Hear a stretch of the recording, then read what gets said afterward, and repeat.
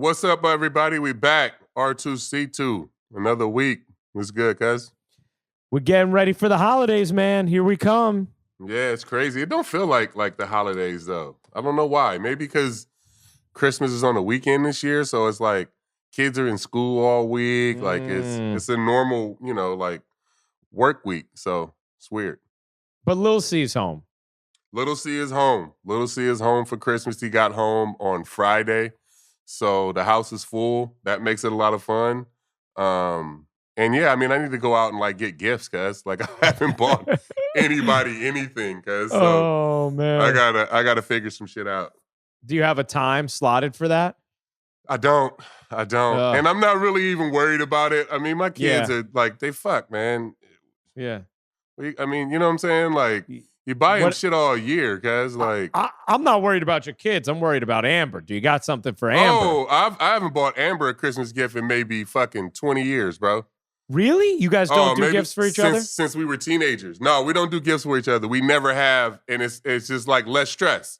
Yeah. Like our gift to each other is going on a trip or getting stuff for the, you know what I'm saying? Like stuff for the kids. So we don't buy each other anything. We haven't for a long, long time. That is way less stress. Oh my God. What do we need to buy? You know what I'm saying? Like exchanging Christmas gifts is kind of dumb for a married couple. To be honest. You hear that, fellas? You hear that, fellas? When your wife says, "Where's the presents?" Just say, "CC said it's kind of dumb." That shit is stupid. You know what's funny? We don't really get each other much at Christmas either. We write each other a letter, which I like. Yeah, that's nice. Yeah, you know what's cool? Been cool about it too, man. Like just going, like having them. Like kind of go back and in some way it's like a year recap too and like looking at what we wrote, like it's just it's a cool and meaningful way to that's a reflect. Great way. Yeah, it's a great way. And it keeps the cost down because these things you gotta do early in your marriage. Yeah. It sets the tone, cuz. Yeah. So now this is what you'll be doing this till you're 60, just writing a letter. It's the greatest Christmas gift ever. You know what I'm saying? Exactly. So like all the fellas that are listening to this, like, you got to set these fucking things in your marriage early because you got to keep the bar low so that if you do anything that's, mediocre, then it looks like it's fucking out of space. You know what I'm saying? The 1 year you do get a gift. Cuz you got to keep the bar low, cuz. Yeah. I'm telling you. Well, look, playing the can you top this? It's a brutal game to play in the gift world with a significant other, man. Like you don't want to play that game. You don't want to play that game. It's stupid. Yeah, you don't want to play that game.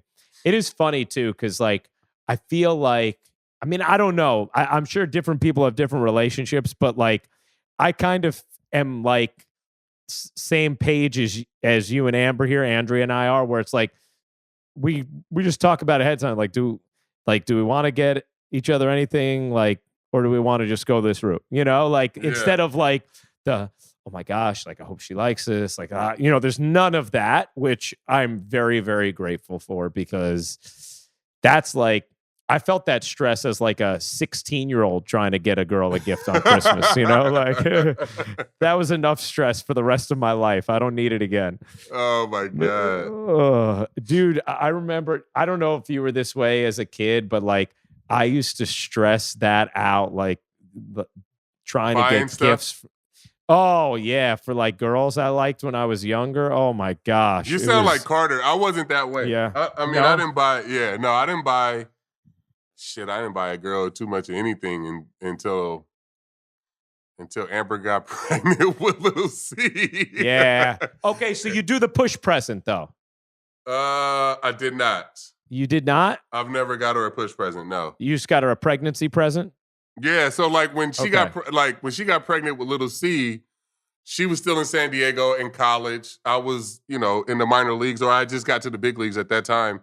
So we hadn't I hadn't bought her anything. Like, so I got her an X5, we got her apartment, all these different things. Like, and then we ended up getting married that year. So that's like when I started actually spending money on her. Yeah. The year we got married. Once Little C was coming along, then it it's was like, time all to right, spend the money. Yeah. yeah, you got to, you know what I mean? Like you got to do something to step up as the father and a husband. Well, the X5 and the apartment were very nice ways I mean, to it start. made up for everything for not buying her shit as a teenager. You know what I'm saying? And somehow you didn't allow that to set the tone for the rest of the marriage. Well done. Well done. Oh, man. It is interesting, though. But yeah, I also am big on tradition. My dad and mom used to always say to me, like, you know, like, make traditions with your family someday. Yeah. Like, and I know for me, some of my fondest memories are the traditions that we held as a family around the holidays, you know, and beyond the holidays as well, but especially around Christmas.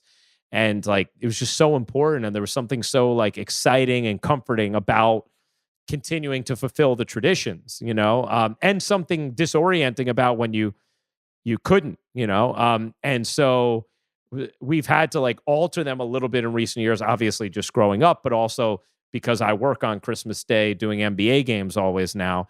Oh, yeah. You got one this year? Yeah, I have Knicks Sixers at the Garden. So, oh, yeah. Yeah. So that's great because I can do little Christmas morning and then come back and do Christmas afternoon. And then what we've been doing is like we take a couple days on either side and do Christmas with like my side of the family, Andrea's side of the family, you know. But anyway, I say all this to say like I'm really excited now about starting traditions with my family, you know, like and having those so that like Evie and God willing, Evie has a sibling or two or, you know, however many someday that they're like, oh, Christmas time, we always do this, you know, like I just, that for me was always like an exciting thing. And like, I'm excited to set the tone now for my own family. For your family. Stuff. Yeah, that's great. That's awesome. Yeah. It's good that I'm glad Lil C was able to come home for Christmas, man. That's great. Yeah. I guess they get a couple weeks. They get a couple. He goes back on January 6th. So it's good to have him home. We've been working out every day together. And, you know, it's just good to be a complete family. You know what I mean? I think everybody misses him. I think the kids miss him. I think he misses home. Yeah. You know, when he's gone. So it's, you know, it's always fun to have him around and, you know, hanging out and you know, we get to go to some high school basketball games now. I love high school basketball. So, you know, anytime he's in town, we get to go to some games and stuff. So, yeah, it's just fun. I mean, you know, you miss him more, obviously, when he's not in the house every day. So when he comes back, you just cherish those moments. Yeah. Has it been hard having him away? It hasn't been. You know what? Because I talk to him a lot. I think we talk to him a lot, you know, with FaceTime and stuff. And, you know, he's doing well. Like, he loves Atlanta. He had a pretty good fall. You know, I got a chance to get down there to see him play against Jacksonville State. First at bat, he hit a home run. So that was so cool. Yeah, it's been fun to, you know, at the start so far, it's been good. So, you know, the spring's coming up, the season's about to start, and we'll see how much I'm down in Atlanta. But I'm looking forward to it, and you know, his opportunity to further his career. It's crazy, man, how strong he's gotten though since he left. We came back, and I mean, today we were doing a chest workout, and he was doubling everything I was doing. I'm like, shit, like really, man, it's crazy, man. And he's grown too, right? Yeah, like, he's my height now. We're the same height for sure. Man.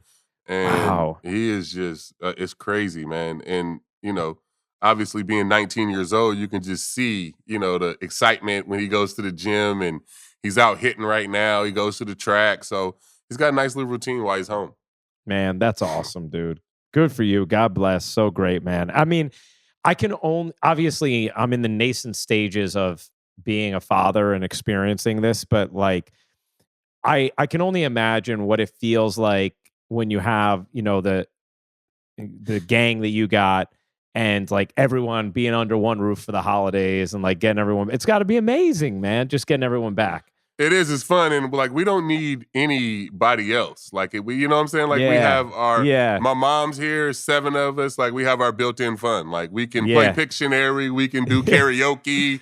You know what I'm saying? All these different things we do as a family are just our things. And, you know, we don't need anybody else. So that was a part of the reason why I wanted so many kids, was to have big family holidays and things like this. And, you know, hopefully as we get older, to be, you know, our house to be filled with grandkids and, you know, all this different stuff. So, yeah, I mean, that was, you know, one of our main things was wanting to have, you know, a big family to be able to have times like this. Yeah, I think about that, man, where I'm like, I know those early days are tough. Rough.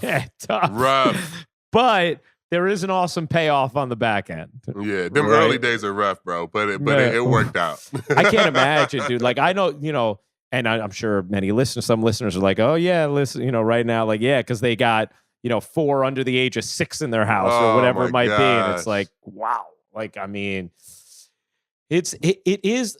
Somebody was asking me the other day about fatherhood. One of my friends who's about to have his first, and he was like, like, does it feel like, like, what does it feel? How does it feel like your life has changed in that? And I said, because a lot of people will say things like, oh, say goodbye to your life or whatever like that. And I'm like, no, it's not that. It's just like, it's a totally different iteration. It's like a completely new evolution chapter. But I was like, what it's really like? It's like, you think you're busy and you have all these things going on and you think you're a busy person and, it's hard to fit things in. And then all of a sudden you are going to have the biggest responsibility of your life and the most time-consuming part of your life all of a sudden just added to what you think is an already busy life. And somehow you will make it all work. I said, it's really like the Santa Claus and Tim Allen, how somehow via magic, he fits down every chimney. Like, the chimney may not be big enough, but he turns into that like slurpy goop and he gets through, And I'm like, it's kind of just what happens it's like, as a dad, as a mom, it's like, no, you don't all of a sudden get more hours in the day, but somehow you just like amoeba your way through it to make it all work. Nah, it really is. It's crazy because at the beginning, you just don't see how another person is going to fit into your life. You know what I'm saying? And it's another person that you're responsible for.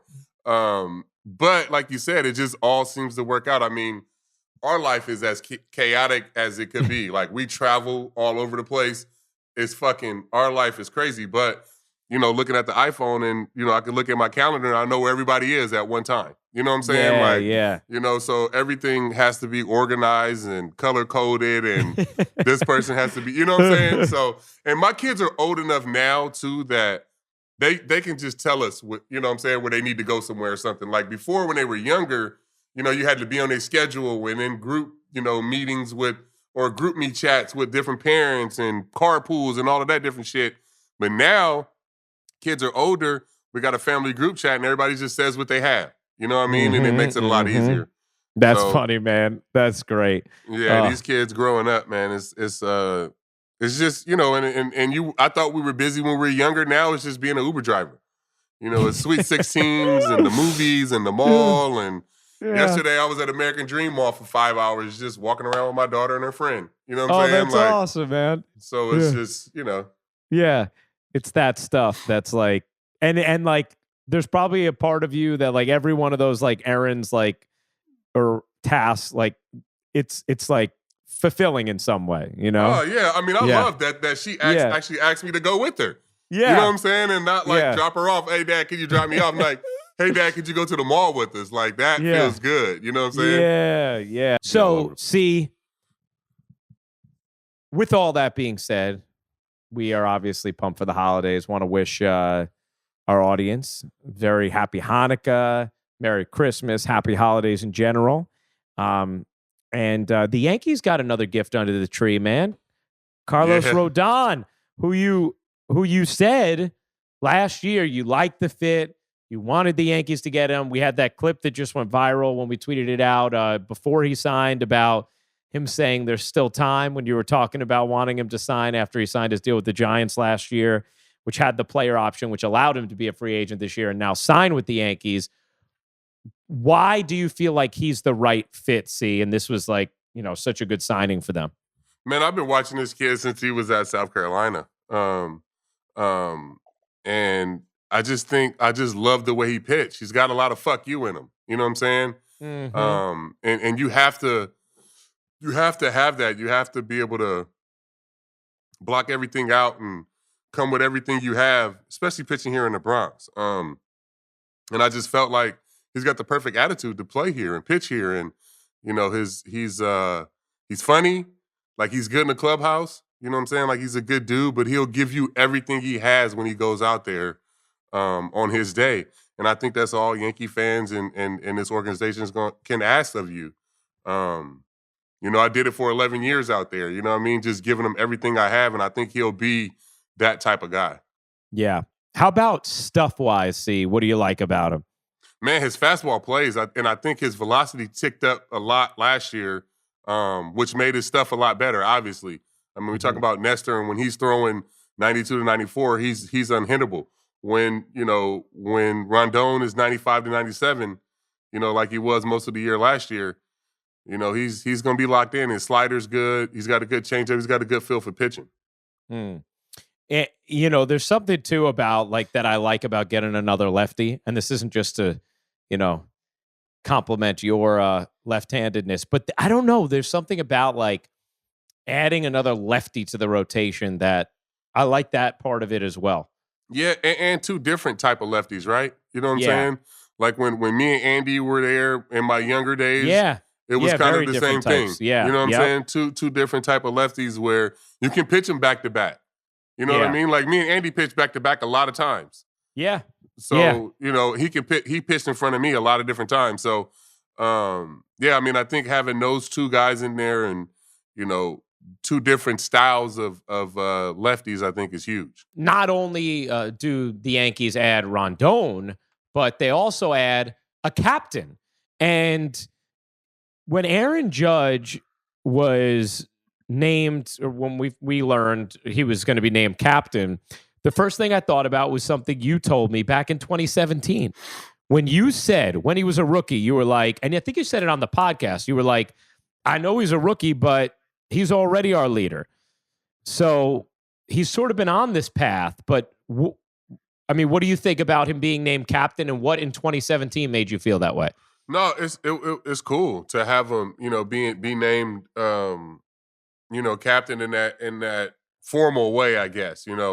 Like I said, I mean, any team that you own by default, the most of the time it's the best player, right?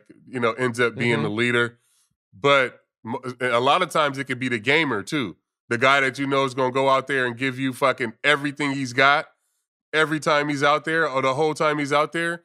And I think, when Jeet retired, when did Jeet retire? 2014? Yeah. It became Gardy, cuz. Gardy was the guy, you know what I'm saying? And Gardy kind of raised Judge to be like what he is, you know what I'm saying? Like when Judge got to the big leagues, Gardy took him right under his wing, and we kind of getting to see the finished product. But I seen it right away, when he came up and the way he acted in the year that he hit the 50 homers, and broke the rookie record, just with the grace and the class, and it's the Yankee way, you know what I'm saying? And you can just see him falling right into this. It's so cool to see and you've talked about this recently, but the connection to the organization that lasts forever, right? And, seeing Jeet and Willie Randolph at the press conference, two former captains, and just, even the way that you are still, very much involved and appreciated by this organization, it's very cool. And I think it's very unique the way the Yankees take care of their own. And there is something about that makes a day like this even more special. Yeah, for sure. And everything that you just said was the reason I knew he was never going to sign in San Francisco. Yeah. You know what I'm saying? Yeah. Before pre-COVID, early, pre-COVID days, you show up to spring training and it would be, Yogi and Goose and Gator and Willie Randolph, and it's just the ghost of Yankees past. You know what I'm saying? Yeah. Like the franchise. I always say this: the history of the Yankees coincides with the history of baseball. And when you get to see those living legends in that uniform in spring training in Tampa, it makes you want to be a part of that. You know what I mean? The first time I showed up in spring training and as a Yankee, the only thing I thought was, damn, I need to be able to do something good enough where they invite me to come back. And you know what I'm saying? Wow. Like you want to be a part of that fucking greatness, bro. Like it's hard not to be. And anybody that doesn't want to be, you can see it quick. And in their performance and the way they act and the way they handle the media and the way they handle the fans, the people, and they don't really last long in the Bronx. No, Judge is an obvious and perfect captain to follow Derek Jeter. And he's one of those guys who has, a unique legacy here, and really cool to celebrate this and see him get this honor. And they got all them seats out there, so you gotta fucking. He had to come back. They fucked up the whole section in right field. The guy's got to be the captain. That's it, man. Judge's Chambers has forced their hand. Oh, that's great. That rotation now, if healthy, knock on wood, is filthy. And I have always been a proponent of this. Like, I truly believe that when you have a rotation like that, where every single day the offense can look just like the fans can and say, oh, we got a great chance to win today. I think it's easier to hit, man. I think it's easier for an offensive player to go do their job when they see, oh, we either have Garrett Cole against whoever, I like our chances. We have Rodón against whoever, I like our chances. We have Severino against whoever, I like our chances. We have Nestor against whatever, I think Sevy's the key. And I think, we've all been waiting for him to take that step into the ace that we know he can be. And this has to be the year. This has to be the year if the Yankees want to accomplish what they want to accomplish, which is winning the World Series. Sevy's got to be the complement to Cole. I mean, I know we got Rodón now, and Nestor, but Sevy's the next best pitcher on the team. You know what I'm saying? When he's healthy, his shit's right, everything's there, he's the next best guy. So I need him to be the number 2. I know he's going to probably slot in at number 3 or 4 as it plays out at the beginning, but I need him throughout the summer to step up and be the number 2 guy. Because he has the experience. He's pitched in the playoffs in the Bronx. Big games, had some bad games, some good games, pitched out of the bullpen. He's got the experience. You know what I'm saying? Yeah. He just needs to step up and have a full season and really turn into what we've been waiting for. Which, like, last year, that final start he made at Texas was as good as I've ever seen him, and I think we need that for 8 months, guys. Yeah, you know what I'm saying? We need a full year of that shit. He has flashes in the pan, but we need a full year. Well, let me ask you this then: are you can you do things to can you do things that help you stay healthy as a pitcher when you've been someone who's consistently dealt with arm injuries, right? And that's why I'm hesitant. Like, when I look at Sevy, being perfectly honest, I just think about, okay, whatever he ends up dealing with injury-wise, can we just get him healthy and rolling at the end of the year? No, it's not that. We can't do that no more. Well, that's what I'm saying. How do you? Are there things you can do physically as a pitcher to look at yourself honestly and say, why do I keep getting hurt, and try and change course? Yeah, I mean, I think I think for me, having the knee injuries, and then early in my career, I had the oblique. I was having, I was on the DL 2005 and 6 with oblique injuries. And I had to look myself in the mirror and why is this happening? Sometimes you have to change your routine, and the little things you have to do in the weight room or in the training room that when you're younger, you don't have to do these maybe it's little balance work for me with my knee or different little things I had to do with my arm to make sure I was healthy. When you're younger, you don't have to do those things. But as you get older, you start logging innings. You have to have a base of a good routine. You know what I'm saying? So, something that you can do every single day that's going to keep your body healthy and make sure that you were able to be out there and throw your bullpens and pitch and play catch, do whatever you need to do. So it was just me finding those little things that I need to do before stretch in the weight room, just to make sure that I stay healthy, whether it was my knee, early in my career, my oblique, late in my career, it was my shoulder. You know what I'm saying? So, it was always those little things. And as I got older, that's why I said, I retired was, it took me 3 hours to do my routine just to go out and play catch. You know what I'm saying? So that little type of shit, like, you know, it's something that you have to learn as a player. And I think Sevy's on his way to doing that. Same thing with like Aaron Hicks. You know what I'm saying? With all the injuries, it's just the little things that you have to do to get back from the injuries are some of the things that you may need to do every single day to prevent the injury. That makes sense. Yeah, that does make sense. That does make sense. And I hope that those guys find that way. And I hope we get to see Sevy and Montas as the 5th starter. Yeah. I mean, this is a guy who's got top starter potential. We obviously didn't see anything close to that last year, but you know, maybe an offseason, getting healthy and giving another look, you know? Yo, you know what we haven't talked about is the Yankees bullpen. What's the bullpen situation right now? I know we signed Tommy back. Yep. Do we have a closer? Nah, I mean, I guess you'd say Holmes is going to be your closer again. Yeah, who was great. You got Efron, right? Nope, he's done. He had Tommy John, so he's done for the year. So who were the 3 guys they had? Chad Green had Tommy John.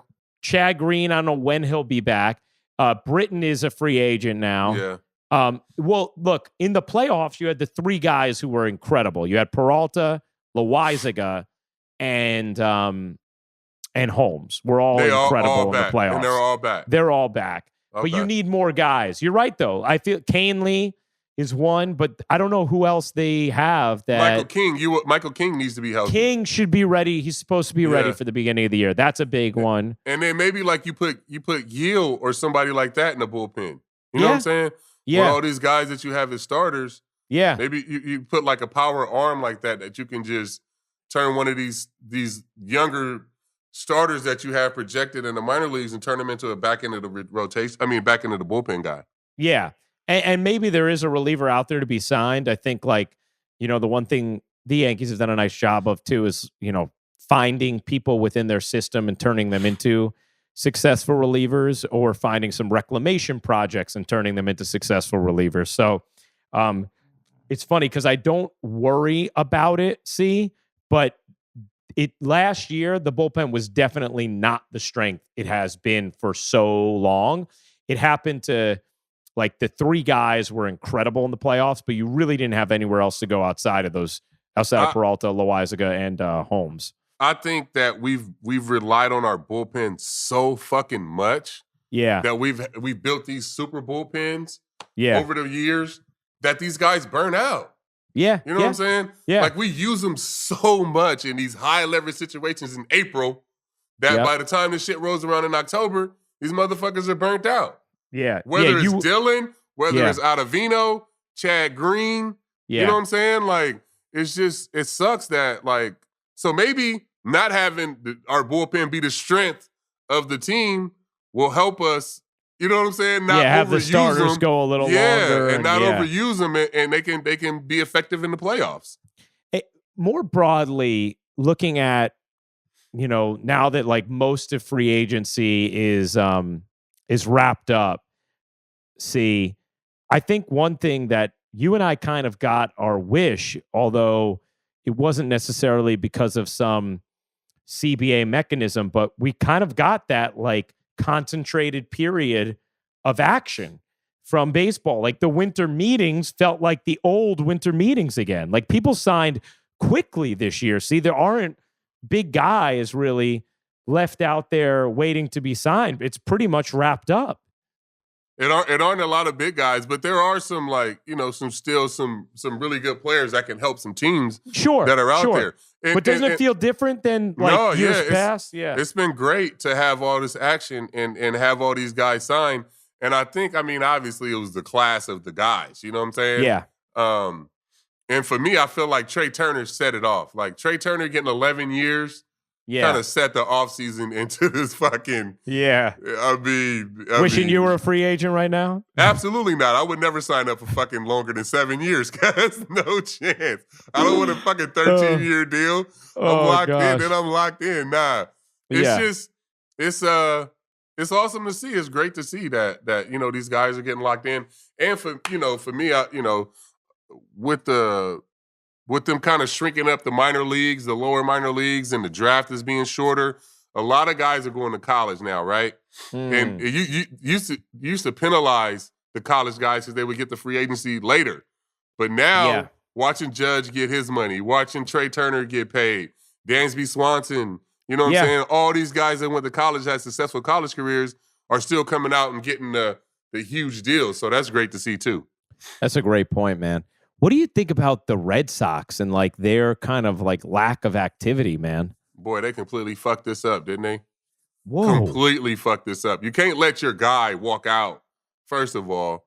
I mean, I love Justin Turner, but like you kind of like set them up for failure by just slapping them in that lineup with nothing around him. You know, kind of feels like he'll be dealt at the deadline somewhere. It kind of feels like, it just feels like, what are you guys doing? It's just a lot of random shit. Yeah, like, and look, it started with trading Mookie and getting, you know, not anywhere near the return you would hope to get for an MVP. You know, I mean, that starts. But if you think about it, they had a core that if they had, you know, kind of locked up properly or whatever, you would have felt like, wow, that is the center of an offense that's going to compete year in, year out. And I know they've been a little weird up and down as a team, but like Devers, Bogarts, and Betts, you know, would have been like, you know, you kind of look at that like, okay, lock that in for as long as you can. Instead, and Benintendi. Yeah, and Benintendi, right. Instead, you've lost 3 of the 4 of them, you know, for one reason or another. And, you know, you might be primed to lose Devers now next year. They can't let Devers walk out, cuz. I mean, we said the same shit about Bogarts too, right? Yeah. But they had Devers there. Like if they let Devers walk out of the fucking out of that organization, they have nothing, cuz. He's like, free at the end of next year, right? At the end of next year, yeah. Yeah. They can't let him walk out, bro. Man, he's going to be able to demand whatever he wants. Oh my God. Yeah. 13 years, 500, you know what I'm saying? Like I mean, he's got them in a pretty good spot right now. He's young too, isn't he? He's young. Yeah, like he's gonna. I mean, he could get if he wants to just get his security, he could probably negotiate a pretty penny right now. Right now, which he should be doing. Yeah. Well, you know what I'm saying? Especially trying if he wants to get to something stay. done before. Yeah, if he wants to stay, try to get something done before spring training. Yeah, I mean, for sure. It's it's weird what the Red Sox did and didn't do. I love what the Guardians have done. Signing Josh Bell. Getting Mike Zunino. I think for them in that division, I think that's going to help them a lot with all those young guys. It's going to be tough for them because they had everybody that came up had a career year, bro. Like, everybody they brought up balled out. You know what I'm saying? Like that shit it's going to be hard to repeat that. But I like what they've done so far. Yeah, that's a team that's kind of stood out to you. That's a team that won the division, and I feel like it's gotten better. Yeah. I think that they also just have this like ability to get the most out of the pieces they have, like regularly, you know, like absolutely. That's the organization and the coaching. Tito and Carl and all those guys they have there. Yeah, it's amazing, man. No, it's been a good like period. You know what else is interesting? Like, are the Dodgers in any way reining in their expenses? You know, like, is there any part of them that's saying like, hey, we've been just like doling it out year after year after year after year. Like, let's like put a little pause on it because we have a lot of talent here and we have a loaded minor league system. And I was about to say, they can do that because they have a loaded minor league system. Yeah. Most teams that are at the higher end of the spending don't have a good minor league system like that. You know what I'm saying? So they can put a pause on it and kind of build from within for a year. You know what I mean? Yeah. Because they have so much talent that they fucking, you know, has cultivated over the last couple of years. They're in a good spot. No matter whether they sign anybody or not, they're in a good spot.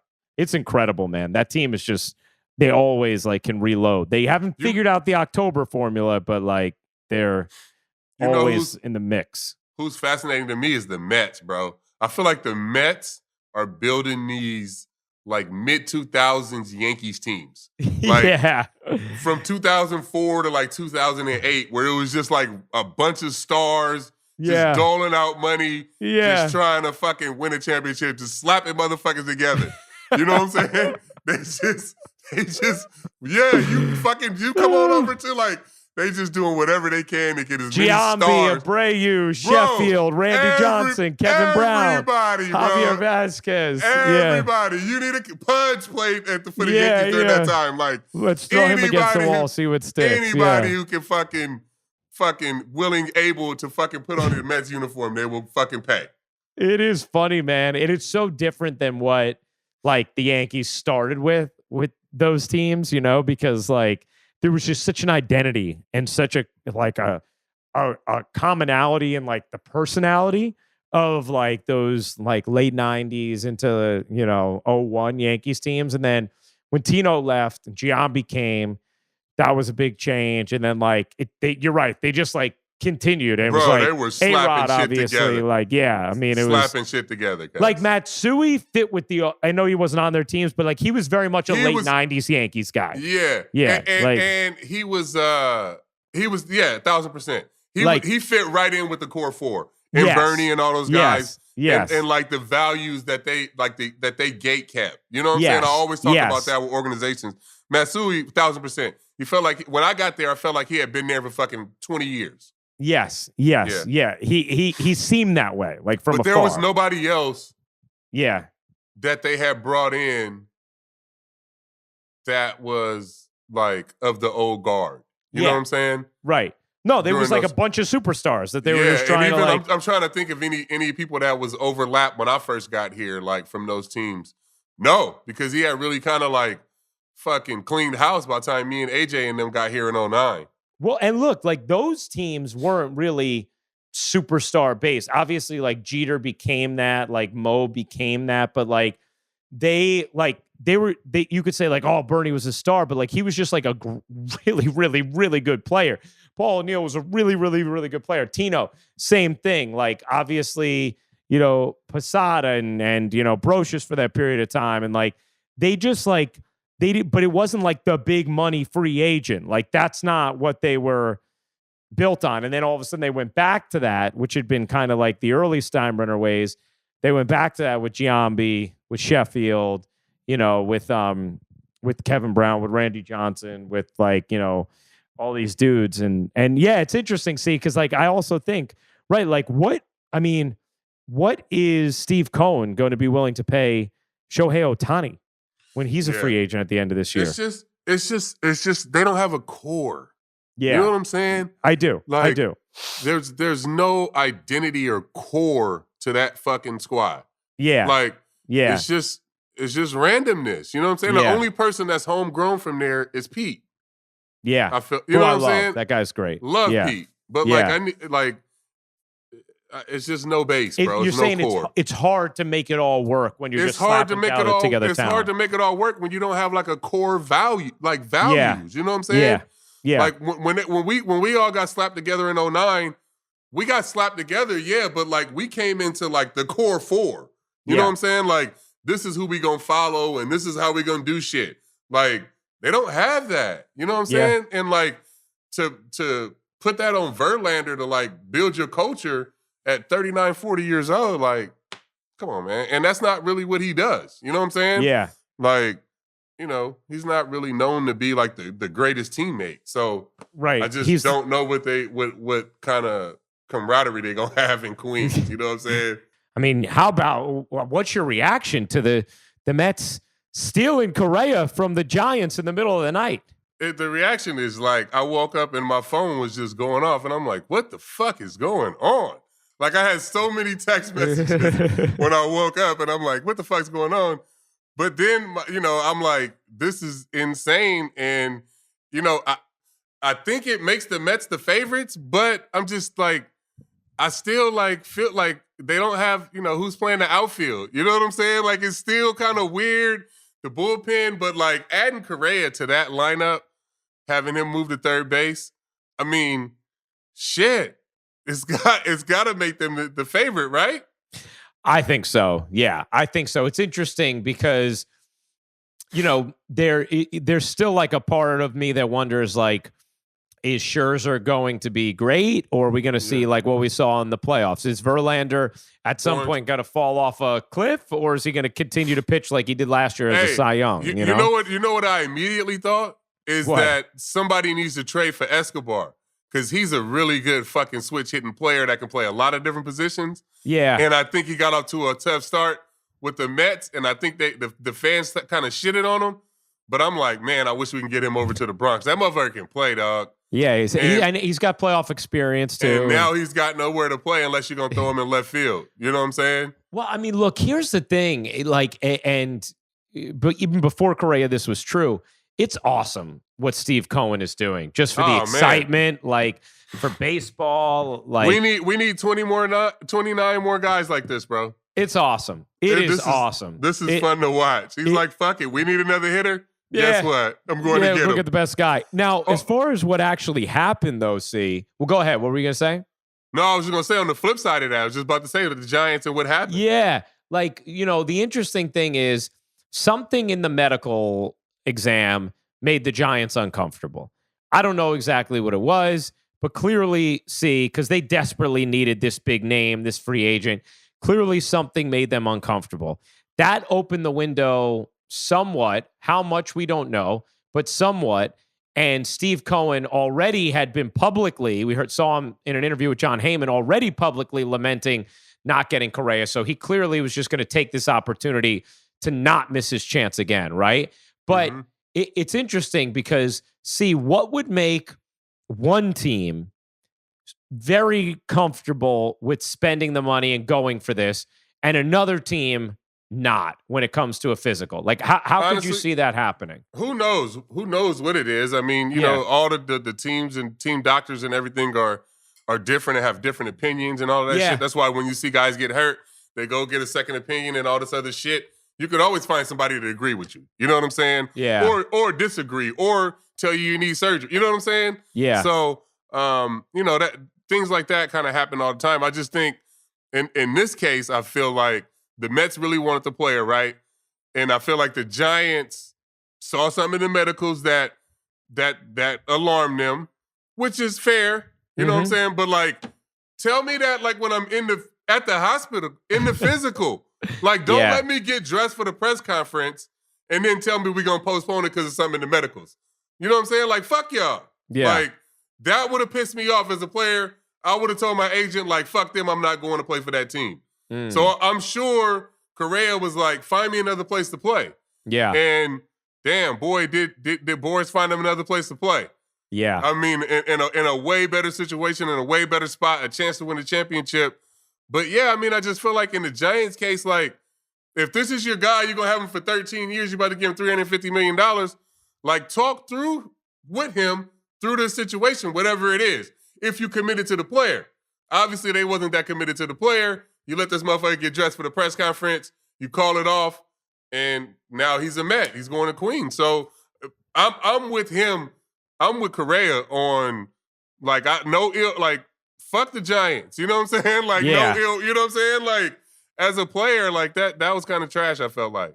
Well, and I don't even know what the medal was going to come out. Yeah. You know what I'm saying? I'm just saying whatever it is, you could have told me what your concerns was when I took that test, whatever it was, the MRI, you know what I'm saying? Those physicals take 6 hours, cuz. Like you in there all day. Wow. So they could have talked through him, they could have talked through what the problem was. Yeah, it's funny. I think he's better off where he is.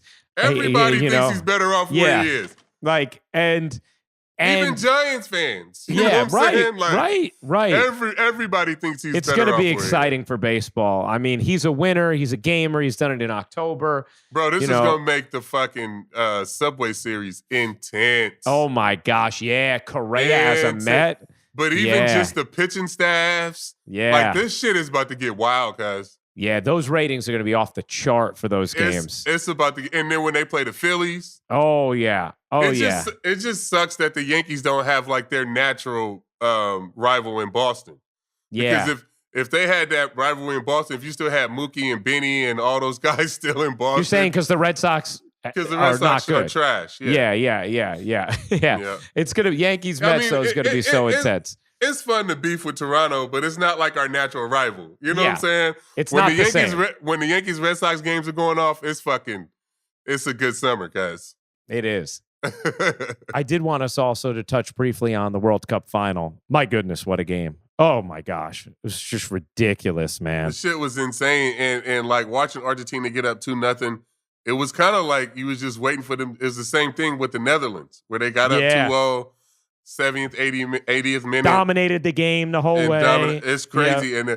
But like to watch Mbappe just like wake up, you know what I'm saying? Like they got the PK, and then fucking a minute and a half later, bro, like that goal was ridiculous too. Ridiculous. His second goal was ridiculous. I mean, it was just one touch. Like didn't let it come down. Like just fucking blasted that shit. That shit was insane. And his setup on it was ridiculous. Like his setup for that goal was incredible. It was crazy, man. Like that was so much fun to watch. Dude, I wanted Argentina to win so badly because I wanted Messi to have that, you know. And also I thought like France and Mbappe got one 4 years ago, like, you know, and I was thrilled with how Argentina played. Obviously, they were dominating that game. France didn't have not a shot on goal. They didn't have a single shot until I think it was the 75th minute, which is just incredible to think about. I mean, they took Dembele out early because he was just fucking like, what was he doing? I felt like that motherfucker was point shaving. Oh my gosh! At the beginning, like just missed touches. Like, what are you doing? Yeah, I know it was weird. That shit was wild. Yeah, it was weird. But first of all, the second goal from Argentina was one of the most beautiful goals I've ever seen in my life. Like, what we have 4 or 5 one-touch passes, like started by Messi. The money. Yeah, with that outside of the foot, like creativity. And I think that's what makes him the GOAT, though. You know what I'm saying? Like, he does everything, cuz. Like, he just doesn't score. Like, he is their offense. He does everything. Like, Ronaldo is only going to be there to strike at the end and score. You know what I'm saying? Yeah. Like, Messi is, like, in and on the team. You know what I'm saying? Like, when he scores a goal, they all come and fucking, you know, like, it's more... It's more love, I feel like, with him. I was thinking about how many, and I know he, you know, got his pocket pick that led to the second goal for France. But like, I was thinking about how many times Messi turned nothing. It turned a seemingly benign moment somewhere in the, you know, middle of the field into an eventual incredible opportunity because, you know, there's like a very Gretzky-like quality to him where he just like sees it before it happens and then can make it happen. And like, he just like, he just creates, I was listening to, I think it was Di Maria talking about like how he just like run to open space and somehow Messi finds him there, even though there was nothing about the way the play is generating that like makes you think it's going to happen, but somehow it just does. And there were so many opportunities like that created by Messi throughout the game, like, you know, just like out of nowhere. Yeah, I mean, even like the Croatia, the one and the goal when he put the kid in the spin cycle, and he gets the assist, like just shit like that. That was nothing. You know what I'm saying? Like that's a goal kick or a fucking or a corner kick or something. From a regular, you know what I'm saying? Like this guy put the kid in the spin cycle, goes to the line, and then makes that pass. It's like the shit he can create, like you said, out of nothing is amazing. It's just so much fun to watch. Dude, that game was just that could have been the greatest like final championship game, if you will, of any sport I've ever seen. Because if you think about it, you have, you know, perhaps the greatest soccer player of all time, right? Then you have the dude who's the heir apparent, who's the greatest player right now in the world, right? And they're both just balling out at critical moments, coming up with massive, massive performances simultaneously. And then you also have the chaos of the game, like the shock of France tying it the way that they did. Mm-hmm. Then the chances that both of them had at the end of regulation. Like, remember Messi's shot from the top of the box where he nearly puts it in. Missile, by the way. That shit was insane. And that would have been essentially like a walk-off winner at the end of stoppage time. Then you get to extra time, and Argentina has all these chances the first half of extra time.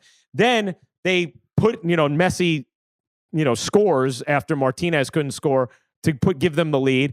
Then Mbappe fires that laser into the arm of what's his name, number 4, and he ends up obviously netting the penalty kick. And then each team got great chances in that final run where the kick save of the goalie of Argentina. That was the game. That was it right there. Oh, my gosh. Because that's 1v1, and he makes that kick save. And then on the other end, Martinez gets the header. That. Yeah. I thought he should have passed that because Mbappe was running with him right there. To the left. Not offside. Yeah. He could have easily tapped that one time, and it would have been that's the game. Man. Dude, it's funny. I was okay. I know people don't get satisfied with PKs, and obviously after that game, you would have loved someone to end on a goal. But I was okay with it because I wanted Argentina to win, and since they won the PKs, and then also because I was like, they dominated the game. I know soccer isn't that sport, but they dominated the game for so much. Like, it would have been so crushing, like if Messi didn't win after having the 2-0 lead and then the 3-2 lead on his goal in extra time. What's crazy is that the whole match, I was rooting for Mbappe. Like, were you? I was. And at the end, I realized how big this would have been if Messi didn't win. You know what I'm saying? Not until the very end did I realize, like, oh, shit, like, he had to have this. Like, this would have, they would have fucking crucified this guy if he didn't win this, you know what I'm saying, this final, at 35 years old, maybe being his last time. Obviously, he said it wouldn't be, but going into that, you're like, damn, like, but I was definitely rooting for Mbappe the whole time. Mbappe is filthy, man. He is so good. My God. He just turned 24 today. It's crazy. Did you meet him when you were out there? No, I haven't got a chance to meet him yet. Nah. Should we do the R2C2 football tour? Bro, let me know. I'm going in April. Oh, my gosh. Are you? Yeah. I'm going back in PSG? April. I'm going to go to PSG. I want to do a Champions League match at PSG, and then I want to just go see some England football, some Premier League football. Dude, or maybe go fun. For like a week or 10 days and like pop around. Just see a bunch around. Oh my gosh, it was amazing. And I do think, like, if you don't have an appreciation for the sport after watching that World Cup, I don't know what to tell you. Like, you know what? It's kind of annoying though, because now everybody's like wanting to watch soccer and go to soccer. I've been telling you motherfuckers that this shit is fun for years. Now everybody, all my group chats is like, oh, when we going and when is the World Cup? Nah, it's not for another 4 years, motherfuckers. Relax. Like, everybody wants to be another World Cup fucking match tomorrow. You're like the guy who discovered the band and is mad it's popular now. Now I'm pissed. You know what I'm saying? See, great stuff. Big happy holidays to our audience. You guys are amazing. See, I was telling you the story. I was in Toronto. I had multiple people come up to me, including they wrote on my little name card. I seen that. Like, star of R2C2. Multiple people come up to me about how much they enjoy the pod. And I just love that, like C and I obviously have visibility for different reasons for what we do. So like the intimacy of the pod and seeing the loyalty of the, listening base, it just really strikes a chord. So thank you guys for the way you listen. Continue to spread the word. You can download our podcast on any platform. Make sure you're subscribed to our YouTube page. It's free. So make sure you do that. Big thanks to Jackson, to Atta, to Sadie for all they do to produce our pod. To Amber for all she does to get us in the chairs each week. And we'll see. Maybe we might drop a pod the week before New Year's, but if not, we'll talk to everybody in the new year, and a happy and a healthy one to everybody and their families, and a happy and a healthy one to the Sabathias, my friend. Yes, you too. Happy holidays, bro. Peace. Peace.